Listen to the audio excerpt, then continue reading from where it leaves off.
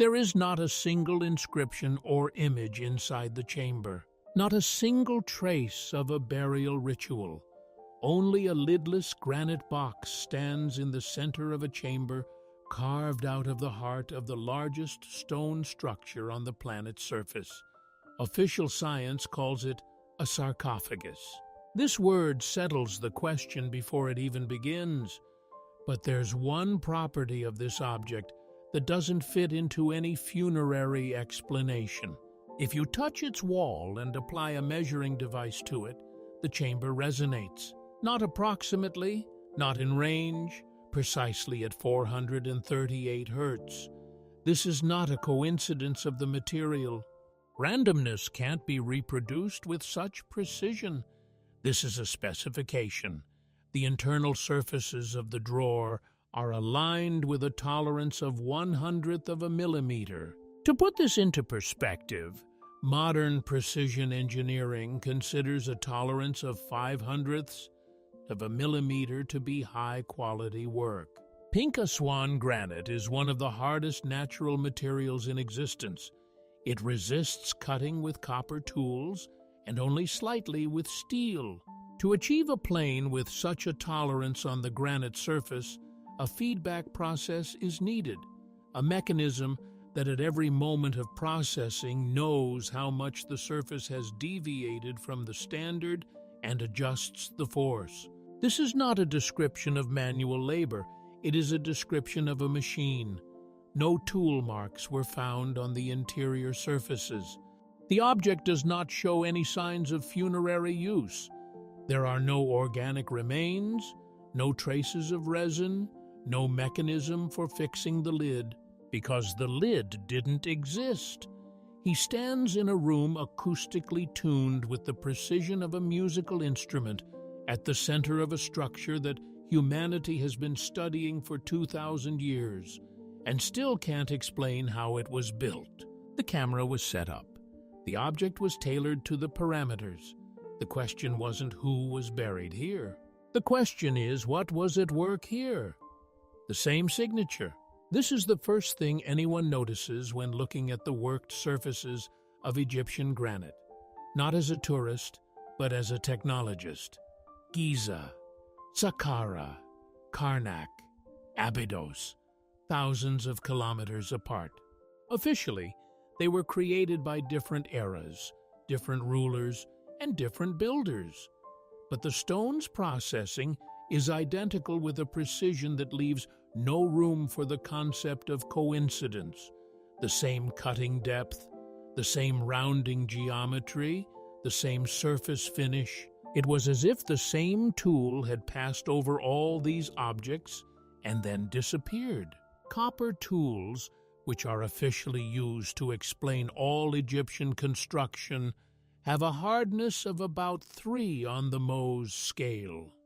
Aswan granite has a hardness of 6 to 7. This means that copper doesn't cut granite.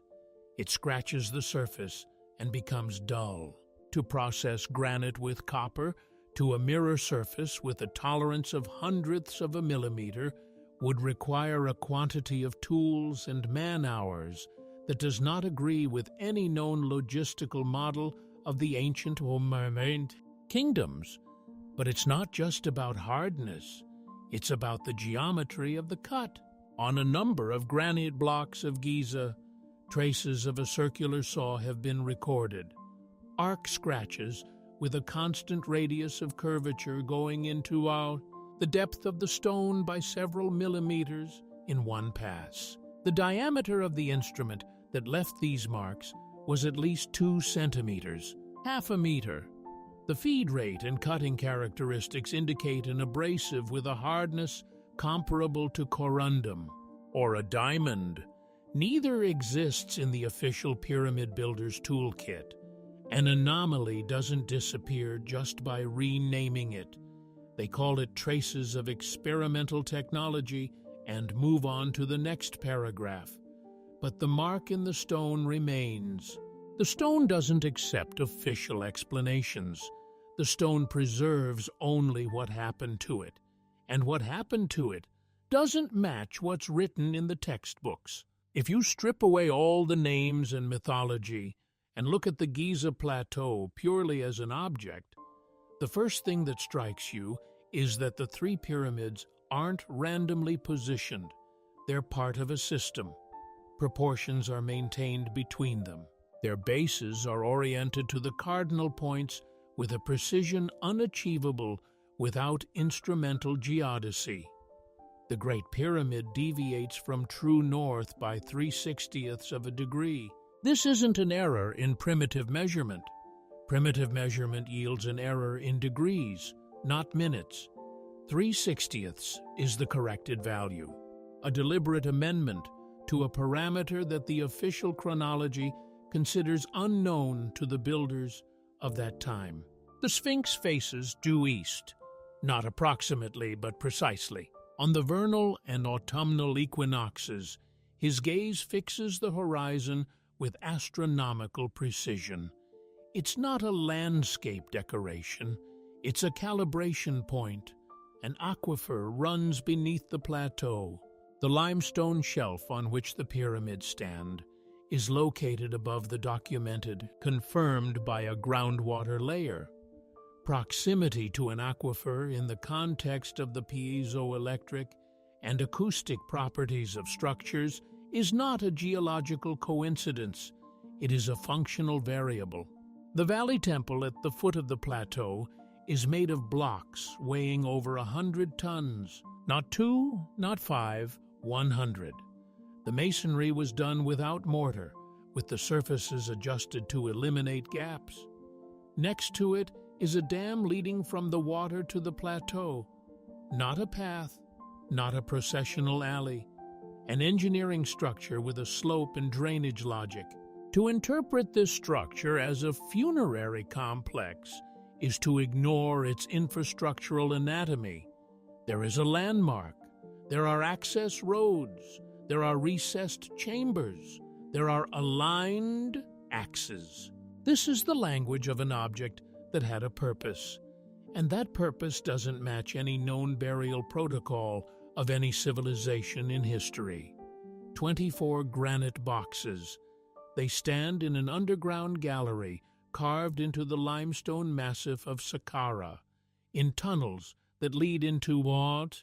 The darkness is filled with strict parallel corridors. Each crate weighs between 70 and 100 tons. Each lid weighs 27 tons. The official version, these are sarcophagi of sacred Apis bulls, ritual burials, sacred objects. But if you approach any of them with a measuring instrument, the ritual version immediately begins to crumble. The interior surfaces of all 24 boxes are leveled to a flatness of 1/1000th of a millimeter. This is not a rounded value. It is the result of direct measurement. 1/1000th of a millimeter is the threshold at which modern metrology enters the realm of precision optical manufacturing. It's physically impossible to achieve this on a granite surface with a handheld abrasive tool. The tool itself deforms during processing faster than it can create the desired surface. But the main clue isn't the precision of a single box. The main clue is that the internal corner radii are the same for all 24. Not similar, not close, identical. This is a sign of a single production process. This is a sign of a tool, a die or a mold that reproduced the same geometry over and over again. The granite was brought from Aswan, 900 kilometers away, in finished form. 100-ton processed object floated down the Nile, carried into an underground gallery, and installed with micron precision. The logistics of this process cannot be described by the word ritual. They are described by the word industry. No organic remains were found in any of the boxes. No bones, no tissue, no traces of embalming. Several lids were removed, but empty inside, always empty. 24 precision-cut granite containers underground, without contents, without explanation, without a single trace of their official purpose. The temple of Seti I at Abydos stands on the surface. Its columns, reliefs, and inscriptions have been dated, studied, and catalogued. But if you pass through it and emerge from the back, another structure is revealed. It's called the Osireion, and it's as unlike the structure above it as a power substation is unlike the decoration of the park in which it's located. The Osireion is submerged. Its floor is significantly below the surrounding ground, below the foundations of the Temple of Seti, and below the groundwater level. The structure is chronically flooded. This is not the result of rising waters over the past millennia. Geological analysis shows that it was designed with water in mind, or was built during a period when groundwater levels in the area were fundamentally different. Neither of these options fits the official dating. The blocks that make up the Osireion weigh over 100 tons. Their surfaces are finished in the same manner as the lower strata of Giza, unadorned, without inscriptions, with a geometric precision incompatible with the style of the New Kingdom. Official Egyptology dates it to the era of Seti I. However, the style of the masonry, the scale of the blocks, and the complete absence of any decorative layer point to a much earlier period. This is not an interpretation. It is a direct consequence of a comparative analysis of construction techniques. The Osireion is not an isolated case. Karnak, Luxor, the Giza complex itself, everywhere, the lower strata are larger, more precise, and devoid of decoration. Construction skill does not increase from the bottom up, as any known logic of technical development would require. It's falling. The lowest layers are the most perfect. What's built on top of them later is cruder and smaller. This isn't the decline of one civilization. It's a change of operators. Those who came next built worse because they didn't know how to build, as well as those who came before them.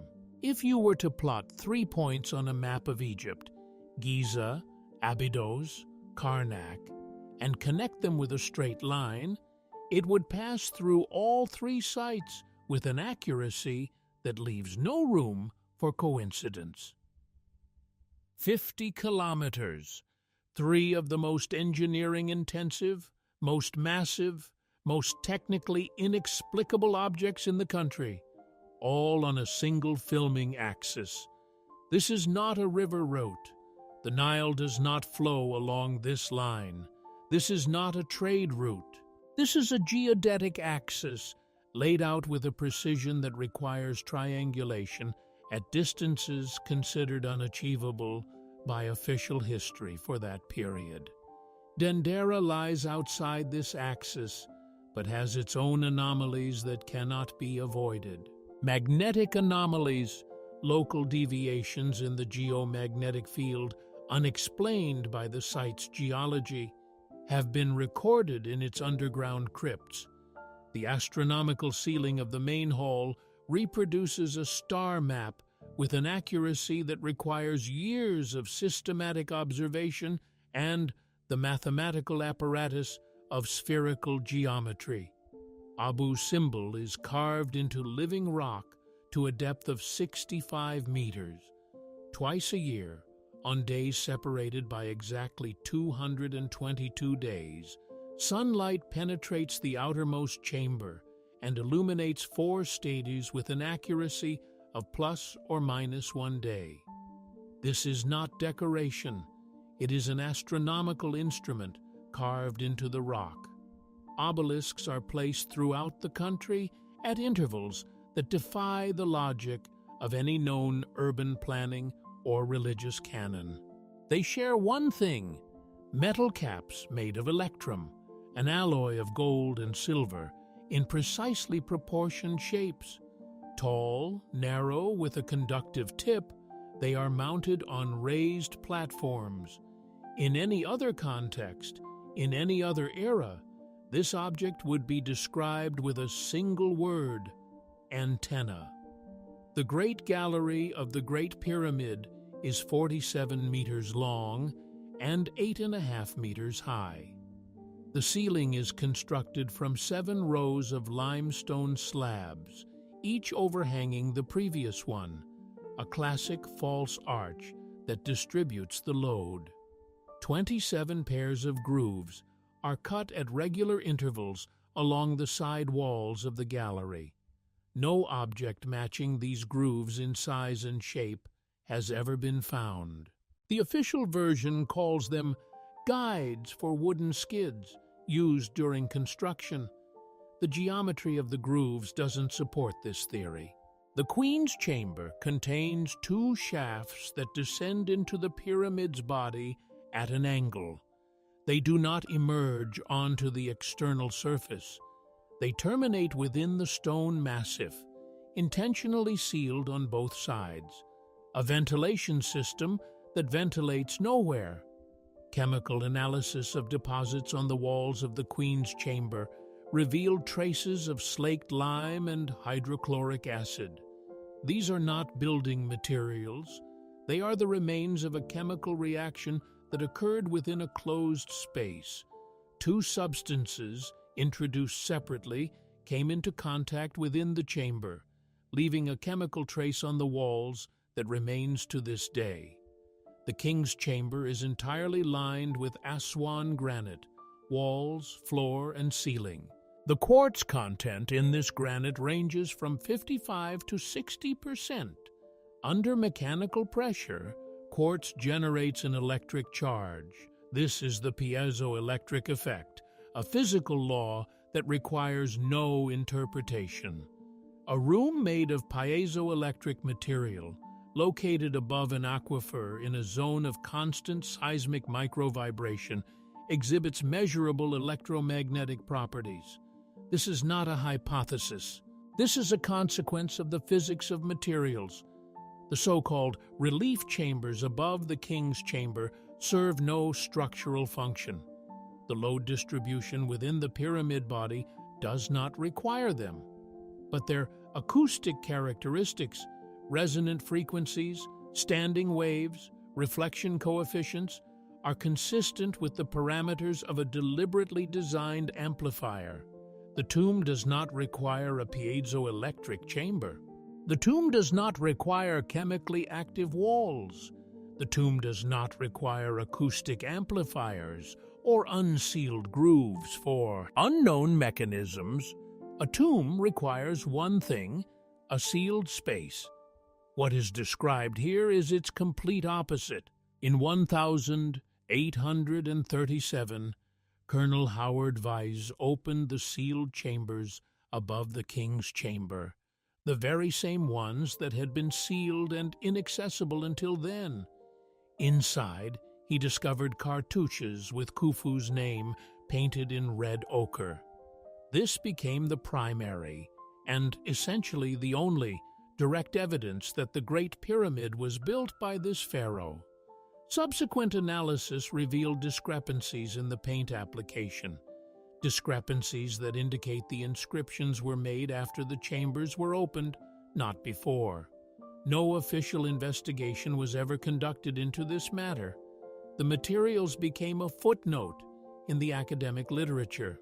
The inventory stele, a limestone slab found on the Giza plateau, contains direct evidence that Khufu carried out restoration work on the Sphinx and the pyramid. Not built them, restored them. This means both structures existed before his reign. Official Egyptology classifies this stele as anachronistic propaganda from the late period. The stone itself is not disputed. The content of the text is not disputed. Only the conclusion is disputed, and it is dismissed as unreliable without any analysis of the evidence. This is how the erasure protocol works, not by destroying evidence, by renaming it. Anomalous instrumental traces become experimental techniques. The acoustic properties of the chambers become a coincidence. Geometrical accuracy, exceeding the capabilities of documented technologies, becomes evidence of high mastery, without explaining how exactly this mastery was achieved and where it disappeared to. The vocabulary of Egyptology contains several words that function as terminological containers for inconvenient observations: symbolic, ritual, ceremonial, votive, decorative. Whenever an object or its property defies explanation within the accepted model, one of these words resolves the issue. The anomaly persists. It's given a label and ceases to exist as a question requiring an answer. In the Aswan quarry lies an object unparalleled in the history of construction by any civilization. It is still attached to the rock base, unfinished, abandoned in the middle of the operation, frozen in the state in which it was. Abandoned. If the work had been completed, its weight would have been 1,168 tons. It is the largest single stone object ever begun by human hands. The sides of the obelisk are worked. The top is shaped. But the lower surface, the one that separated the object from the parent rock, shows no tool marks. The method by which the separation from below was planned has not been identified. It does not correspond to any known stoneworking technique from this period or any other. The quarry was abandoned abruptly, not at the end of the working day or the end of the season. Tools are found where they were abandoned. Unfinished shafts break off mid-process. The process was interrupted. Not finished, not halted, but interrupted. It's a crime scene in the literal sense of the word, a place where something stopped with no intention of stopping. The unfinished obelisk is not the only example of such a break. Unfinished structures are found throughout Egypt, and they share a common feature. The complexity of the work begun significantly exceeds the capabilities of those officially credited with building them. It's as if a highly skilled operator abandoned the job, and others, less equipped and less skilled, took over, either attempting to continue with someone else's hands or simply standing before the unfinished work, unsure how to proceed. The quality of the work doesn't gradually degrade. It breaks off. Between the highest level of workmanship and what follows, there is no transition period, no schooling, no evolution of craftsmanship. There's a breaking point, and on one side of this point stands a technology no one can explain. On the other, everything that's commonly called the history of ancient Egypt. The surface of the limestone walls around the Sphinx is covered with vertical furrows, not horizontal, as with wind erosion, not superficial, as with sand abrasion. Deep vertical grooves, characteristic of a single process, the prolonged action of streams of water flowing downwards. Geologist Robert Schoch, an expert in rock weathering, studied these traces and came to a conclusion that Egyptologists prefer not to discuss. This type of erosion could only have formed under conditions of prolonged, heavy rainfall. The last period when Egypt's climate matched this description ended between 7,000 and 10,000 years ago. The official dating of the Sphinx is 2,500 BC. Both facts cannot be true simultaneously. In the center of the Sahara, at a place called Nabta Playa, stands a stone circle. It is approximately 7,500 years old. The stones were moved from a distance of over 2 kilometers. Their location encodes astronomical events with a precision that requires years of systematic observation. The civilization that created this structure left no cities, no writing, no burials. It left only precision and vanished. The inversion of construction quality, traceable throughout Egypt, takes on a different dimension when viewed across a sufficiently broad time frame. This is not simply the degradation of a single culture. It is the trace of at least two fundamentally different technological states, separated not by centuries, but by millennia. The first state is precision, scale, the absence of decoration, and an infrastructural logic. The second is smaller scale, increasing decorativeness, documented history, and a recognizable mythology. Everything that humanity calls the history of ancient Egypt belongs to the second state. The first state has no name. It only has traces in stone, in geology, in the erosion of limestone, and in the grooves on the body of a creature that has faced east for longer than any known civilization. There's a question rarely asked directly, but one that inevitably arises after a long study of Egyptian stone. If the most precise, the largest, the most complex engineering objects belong to the earliest layers, and later builders worked more crudely, more slowly, and on a smaller scale, then what exactly were the dynastic Egyptians doing throughout their 3,000 years of documented history? The answer the stone provides is both simple and inconvenient. They managed what they inherited. The Karnak temple complex was built and rebuilt over nearly 2,000 years. Each new ruler added a pylon, a hall, an obelisk, and invariably carved his name over that of his predecessor. But the lower strata of Karnak, the blocks upon which everything else rests, are of a different scale and a different quality of workmanship. The pharaohs built around them and on top of them, but not instead of them. The Luxor temple contains megalithic elements in its foundations that are stylistically incompatible with the dated layers of the structure. The Giza plateau was a heavily used site throughout the Old Kingdom, but there is little documentation of its. There is no such thing as a construction project. There is documentation about its use, the rituals performed near it, and the administrative structures that maintained it.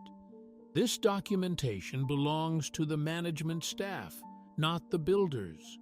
The hieroglyphic inscriptions that cover the walls of Egyptian temples, for all their richness and detail, do not contain a single technical description of the construction process of the largest structures.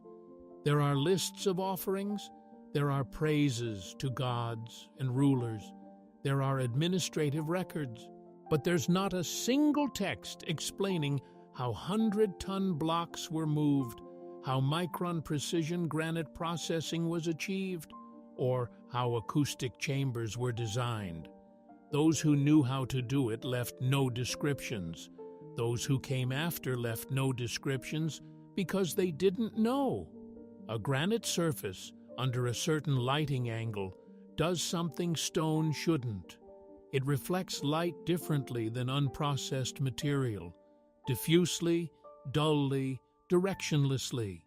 It returns it in an organized manner from the depths of the crystal lattice, as if the stone's structure itself were an optical element. This isn't a metaphor. It's a consequence of the degree of surface processing. Someone brought this stone to a state where its molecular structure functions like a tool, and this stone has stood like that for 4,000 years or longer, and it hasn't gone anywhere. The system is still here. The acoustic properties of the chambers are measurable today with the same instruments that could have been used at the time of their construction. The aquifer beneath the Giza plateau continues to move. The granite of the king's chamber remains piezoelectric. The geodetic axis from Giza to Karnak has not shifted. The obelisks stand in their places, their electrum caps oxidized but retaining their shape. The structure has not collapsed, it simply does not function. Or rather, it operates without an operator, idling like a device left on in an empty room. An ant colony, having established itself in an abandoned electrical substation, tunnels through transformer enclosures and along cable ducts.